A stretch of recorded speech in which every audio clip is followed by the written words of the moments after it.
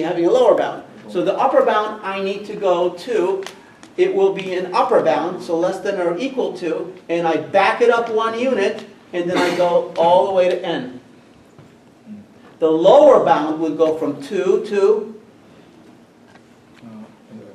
n plus 1, exactly. Now, the integral of 1 over x dx is, the solution is natural log of x.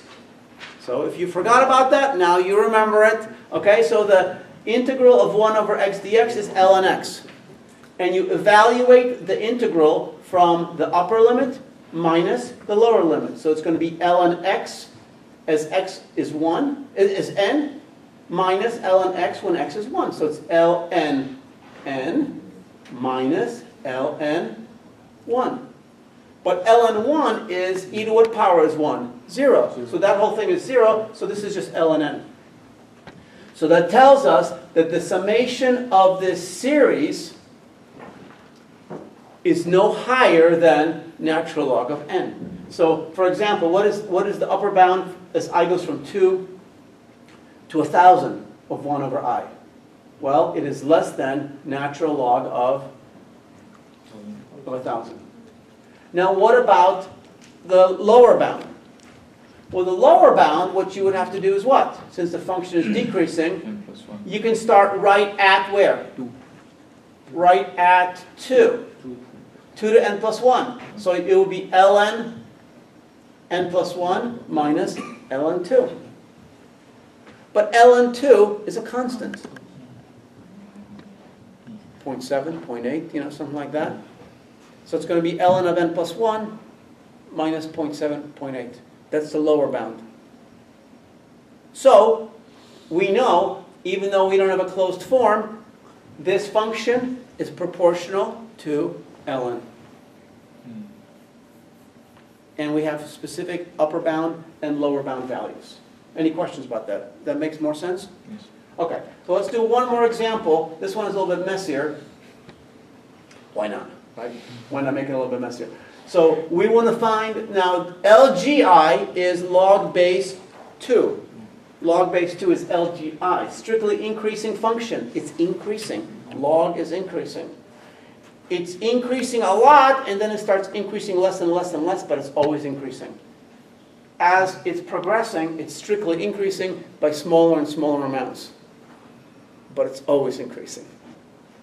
The further out it goes, the teenier the increase, but it's always increasing.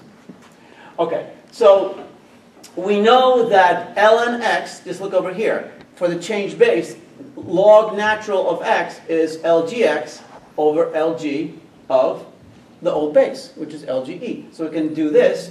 So that allows us to switch around some terms. So we note that the summation from 1 to n of lgi is equal to the summation of from 2 to n of lgi, since lg1 is equal to 0. Okay, so that's fine. So that's fine. So now what we want to show is we want to show that the summation lgi is an increasing function. So therefore, we want to find the lower bound. So since it's increasing, we want to back it up 1 unit. So we're going to go from 1 to n of lgx dx. Okay? But lgx, we can write lgx as nothing more than ln x times lge. So it's the integral of lge times ln x. But lge is a constant. So take the lge out as a constant, and now we have the integral of 1 to n of ln x dx. For those of you that forgot, the integral of ln x is equal to x ln x minus x. X ln x minus x. That's just the integral of lg, or ln x. So it's going to be, so once I evaluate it, I end up getting this value here, nlgn minus nlge plus lge, blah, blah, blah, blah, blah, blah, blah. And lge is approximately 1.44. So I'm going to round it to 1.5. And I'm going to say this is greater than or equal to nlgn minus 1.5. That's my lower bound. So I can get a lower bound for this function. And similarly for the upper bound, all I need to do, since the function is increasing, I will do what? I can go right at 1. Okay, any questions? All right, so we've done a little bit of analysis of how we can use these bounding functions. One of the things that I wanted to look at is when we are looking at complexity of algorithms, we're going to be looking at order of magnitude. We're not going to be so much concerned about the specific exact function. We're going to be interested, is this quadratic, is this exponential, is this logarithmic, is this n log n, is this square root, is it cube root, is it square root times log? What is the general function? Excuse me, Professor? Yes. In that Yeah. sum, I mean, the upper bound, why is it shown that it's from 1 to n? Because it's already an increasing function, and over there they've shown that it starts from 2. So naturally, shouldn't 2 be considered the upper bound? Well, this function is increasing, right? Yeah, it's increasing. So 2. So you're talking about the upper bound or the lower bound? The upper bound. The upper bound. Okay, so lower bound we went 1 to... Oh, so hold on. So this is to get the lower bound from 2. Yeah, so from 2, because it's increasing. Oh, it should go from 2, you're saying? Yes, it's the second. Oh, yeah. So I think it should be 2 to n plus 1. But that should be 2 to n plus 1. That's my, yeah, you're right. It should be 2 to n plus 1. Because it's increasing, so you want to start at the same place as here. And you have to go to n plus 1 to cover the width of n unit of 1. Yep, good. Thank you.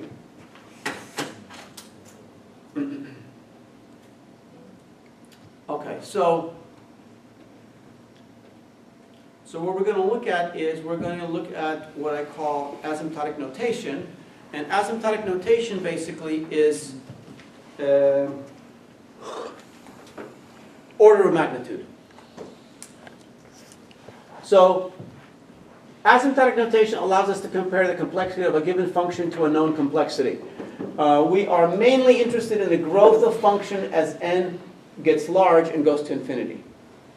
So what we want to do is we want to find out what is this function, what is the behavior of this function, how does it compare to other functions.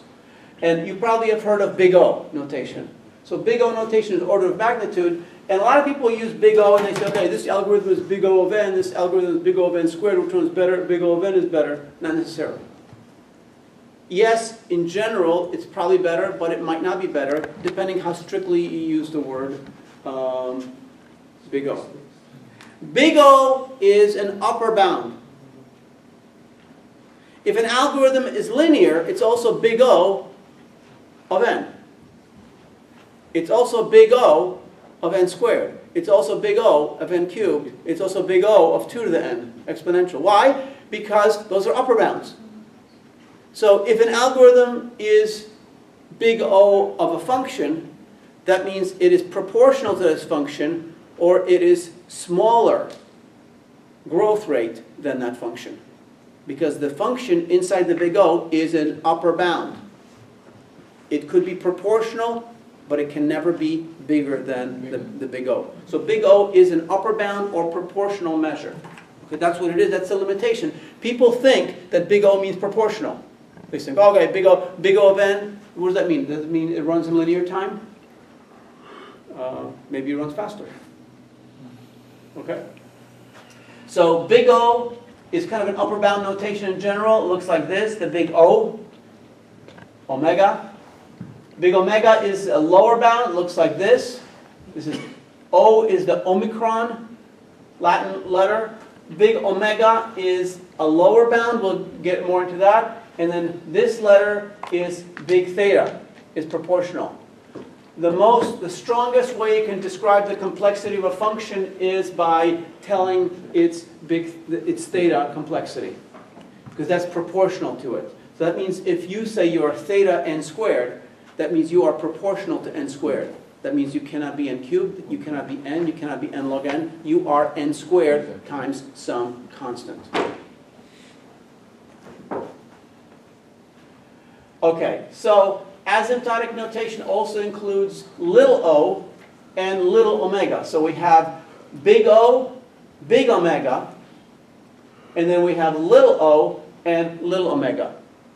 So these are tighter descriptors. Little o is a strict upper bound. which means that if something is little o of n squared, that means it is a smaller complexity than n squared. Cannot be n squared. But if it's big O of n squared, it might be n squared or smaller. But it cannot be in this case. So little o means strict upper bound. Little omega, strict lower bound. So if I give you a strict lower bound for a function, a little omega of a function, you know the function is going to be higher complexity than that lower strict lower bound. Okay, so now I use the notation element of, so function of n, some function of n, which is an algorithmic complexity, is an element of big O of n cubed. So what is big O of n cubed? N cubed is a complexity. We understand what that means. Big O is n cubed is a complexity. Big O of n cubed is a set.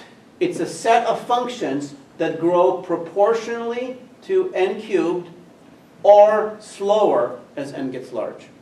They have proportional complexity or a lower complexity than this. So that means f of n, the highest complexity it might have is n cubed. But it could be n squared. It could be n squared log n. It could be log n. It could be square root of n. It could be anything this big or smaller. That's what big O really means. So big O of n cubed is a set of functions that grow proportionally to n cubed or slower. Okay. Now, if I take the limit as n is increasing, where n is my problem size is increasing towards infinity, getting bigger and bigger. If I take the ratio of my function over the complexity of the big O, I will get either a constant or 0 if this is true. Because I will get a constant if f of n truly is proportional to n cubed. If it's truly proportional to n cubed, then I will get the proportionality constant will be c. But if the limit as n goes to infinity of f of n over n cubed goes to 0, that means that n cubed is a higher complexity growing more quickly to infinity than f of n. Therefore, f of n is actually strictly less. If, in fact, this limit is equal to 0, then we can say f of n is also an element of little o of n cubed. Why little o? Because little o is a strict upper bound. But big O is upper bound or proportional.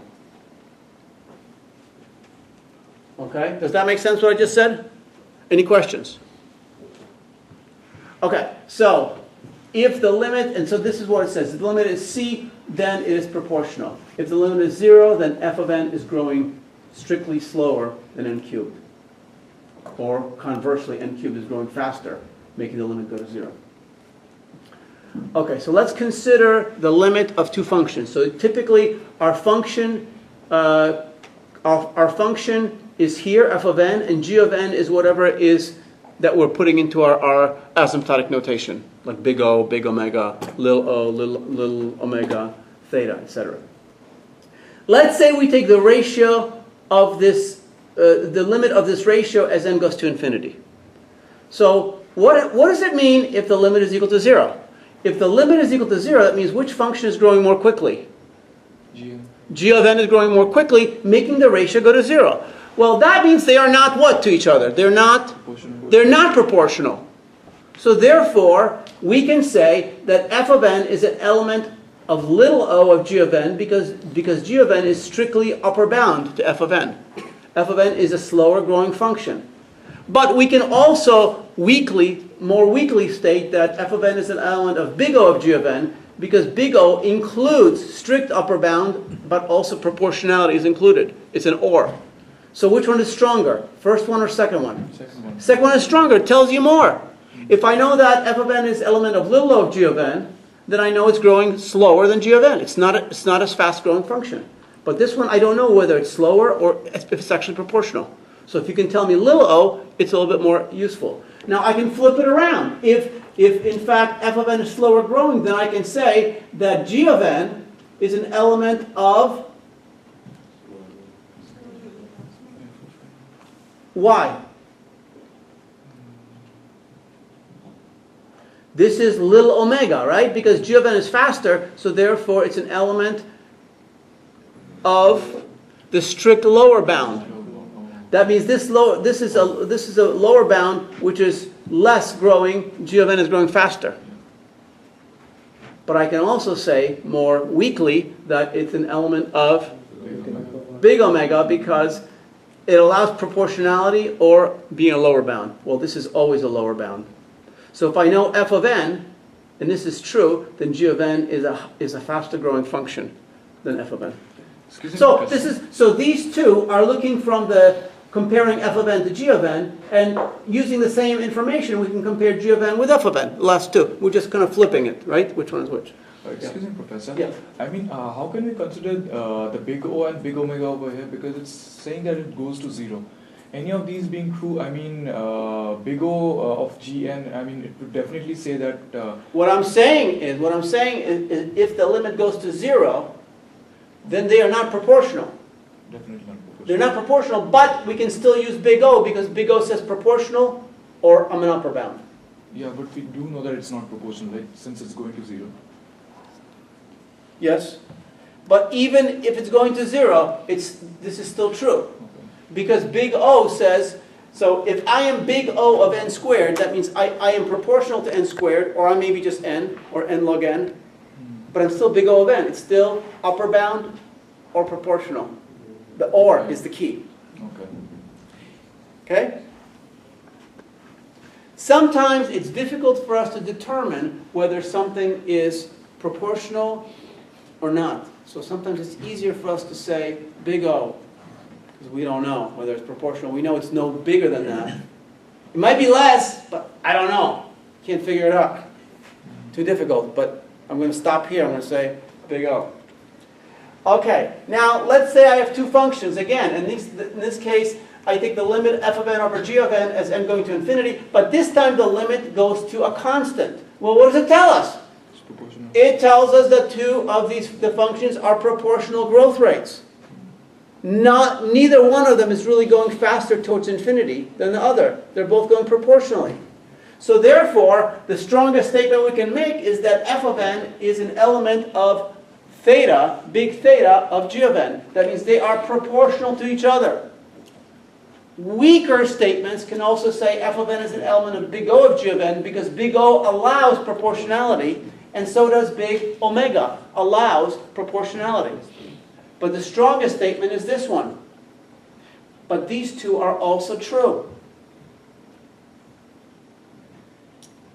Questions?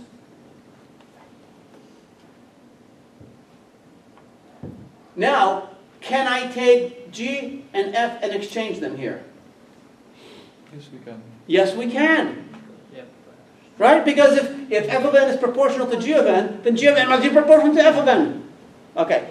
Can I take f of n and f and g and exchange them? Not over here. Not over here. Because it may or may not be here. The answer is yes, I can. Because I know that they're proportional because the limit is equal to a constant. Okay. And since big omega and big O allow proportionality, I can exchange G and F here, and I'm fine. Okay, so I'm just trying to show you what we can do, how we can say things. You understand why I can do that? Okay, so now let's suppose that the limit of the ratios goes to infinity. Well, if you think about it, this is the same thing as if when the limit went to 0. It went to 0 because this was going to infinity faster than this was going to infinity. Because you know, computer algorithms, as n is increasing, the function is increasing. But some functions go to infinity faster than others. So if you're going to infinity faster here, that infinity is driving the ratio to 0, and this infinity is trying to drive it to infinity. But if this is growing faster, then the ratio will actually go to 0. But if you flip them and you put g on top, that limit would go to infinity. So what happens there, in that case, which function is more quickly growing? Fn. f of n. Can they be proportional? No. They cannot be proportional because f of n is growing more quickly. This is growing to infinity, trying to go to 0. This is trying to go to infinity for the ratio. But this one is growing more quickly, so the whole thing goes to infinity, so f of n is growing faster. If f of n is growing faster, then g of n is an element of big O of f of n, and g of n is also an element, more precisely, of little o of f of n. That means that g of n is, f of n is a strict upper bound to this one, that this one is slower. This one says proportional, or slower. Well, it is slower. And now I can flip them around again. Now I can look at it from f of n. Since f of n is growing faster, then g of n is its strict lower bound. And more weakly I can say it's also big omega because it's proportional or lower bound. So the strongest statements you can make are the little omega and the little o's, if you can do it. In this case. And when things are proportional, the strongest thing you can say is theta. Theta is the most powerful thing you can say when you have proportionality. So, O of f of n is a set of functions that grow slower or proportionally to f of n. This is big omega, a set of functions that grow faster or proportionally to f of n. And theta f of n is a set of functions that grow proportionally to f of n. Notice that all of these include proportionally. This can also be slower or faster, but this one only is proportionally. So it's a strong, if you can say it, that's what it means. And then here, little o is a set of functions that grow slower than f of n, because that's a true upper bound. And little omega is going to be a set of functions that grow faster. It's a true lower bound. It's a strict lower bound. All right, so when we want to find out the complexity of a function, whether it's big O, little o, all that kind of stuff, theta, what we can do is we take the ratio. So for example, I'm going to test whether f of n is an element of some kind of a g of n. Big O of g of n, little o of g of n, theta of g of n. So to do that, I will take the limit of the function I'm testing over the asymptotic complexity I'm trying to compare it to. When I take the limit and n goes to infinity, and let's say in this case this goes to infinity, but I also notice that typically what happens is f of n is going to infinity, and g of n also is going to infinity. When that happens, then basically both of them are, this is trying to go to infinity. When this is going to infinity, it's trying to drive the ratio to infinity. When this is going to infinity, it's trying to drive the ratio to 0. So if this is the case, and this is a complicated set of functions, they're both going to infinity, then what I can do is I can say the limit of f of n over g of n as n goes to infinity is equal to the limit as n goes to infinity of the derivatives of these functions. So if this function is 3x squared, the derivative of 3x squared is what? 6x. And the derivative of 6x is? 6. And derivative of 6 is? 0. And derivative of 0 is? 0. So what is the derivative of x squared? 2x. Okay, what is the derivative of e to the x?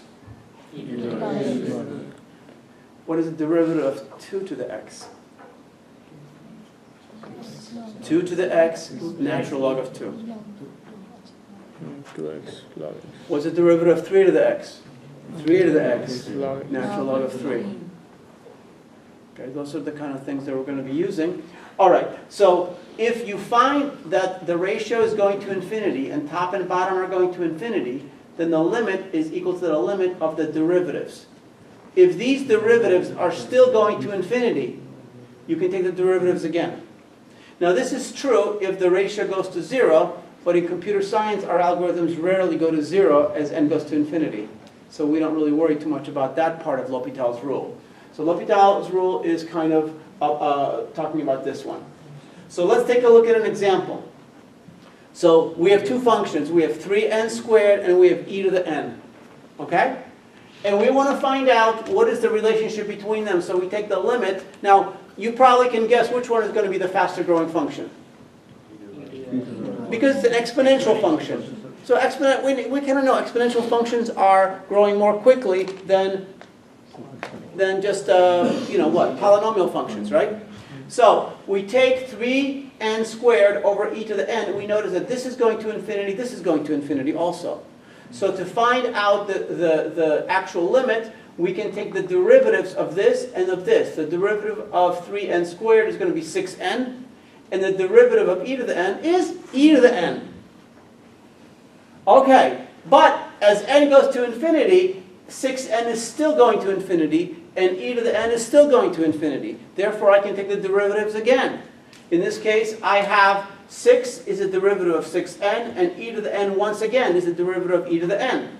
Now, the numerator is no longer going to infinity, but the denominator is going to infinity. Therefore, as n goes to infinity, this going to infinity, the ratio goes to 0. So now, after having this result of 0, we can say that f of n is an element of, strongest statement possible, of what? Theta. No, absolutely not. Bigger. Not proportional. Slightly growing slower. Smaller. Okay, so the best statement you can make, the best statement you can say is that f of n is an element of little o of g of n. Because we know that f of n is strictly small. That's the strongest statement we can have. Now, we can also say g of n is an element of little omega of f of n, because that's a strict lower bound. Now, we can also say big O and big omega, which are correct, but are not as precise, because they allow proportionality, but we know very well it's not proportional here. If it was proportional, the limit would go to a what? To a constant, right? A c, constant c. Okay, questions about that? So now we have 3 to the n and 2 to the n power. Now, of course, we talked about the derivative of 2 to the n is going to be this one, but then you have to also multiply it by the log of the base, because it's not the natural base e. It's a very similar thing. So 3 to the n over 2n, we're going to take the derivative here, and then we're going to have 2 to the n times natural log of 2. And then again, still going to infinity, still going to infinity, take the derivative again. So it's going to be 2 to the n times natural log of 2. So it's going to be 2 to the n times natural log of 2 times natural log of 2. So it's going to be natural log of 2 squared. Okay, and this is 6, and the ratio is still going to be 0, showing us that this is still a slower growing function than the exponential function. What if I took the ratio upside down, 2 to the n on top, 3 to the n on the bottom? Infinity. Then it would go to infinity, showing that g of n is growing faster. Well, when f of n is growing slower, then g of n is growing faster. Faster, slower, does not allow proportionality. When we talk about proportional, that's different. Slower means slower, lower complexity. Okay. So let's look at this example here. So we're going to have f of n is n plus 5, so it's a linear complexity function. And the next function is going to be ln of n to the 5th power. Okay, so in this case, what we want to do is we want to take ln n to the 5th, put it on the bottom, and n plus 5, put it on the top. Take the limit as n goes to infinity. Now, as we do that, basically we have n plus 5 is going to infinity, but natural log of n to the 5th power is also going to infinity. So therefore we're going to take derivatives of both sides. First, before we do that, we'll take that exponent and we'll stick it in front of the ln. We're going to get 5 ln n. So again, they're still going to infinity, top and bottom. So what am I going to do? I'm going to take the derivatives of both sides. The derivative of n plus 5 is what? 1. And the derivative of 5 ln n is 5 times 1 over n, which is 5 over n. So it's going to be 1 over 5 over n. When I simplify, it's n over 5. Notice now, this is going to infinity, but this isn't, so therefore the whole ratio goes to infinity. So interestingly enough, the ratio of this over this shows you that the linear function is faster growing than log of n to the 5th power. What if it was log of n to the 10th power? Well, then that would be 10. And that would be 10 over n, and it would be n over 10. So even when we're taking the log of n to the 10th power, think about it, when n is 2, that's 1024. When n is, so it grows very, but still, the linear, so this is still what we call a sublinear complexity, less complexity than a linear function, meaning very fast. Of course, what happens as this 5 is increasing? The complexity will always go to infinity. The limit will always go to infinity. But what happens in real life to functions as this 5 goes to 10, 15, 20? What happens to this algorithm? What do you think happens to it?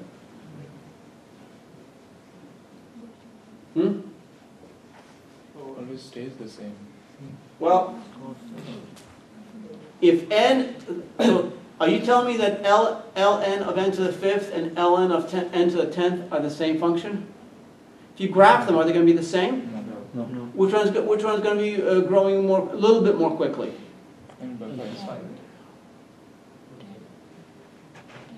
ln of n to the 10th. Because you're taking the log of a bigger number. Okay, so clearly ln of n to the 5th, ln of n to the 10th, when you graph them together, the ln of n to the 10th is going to be higher.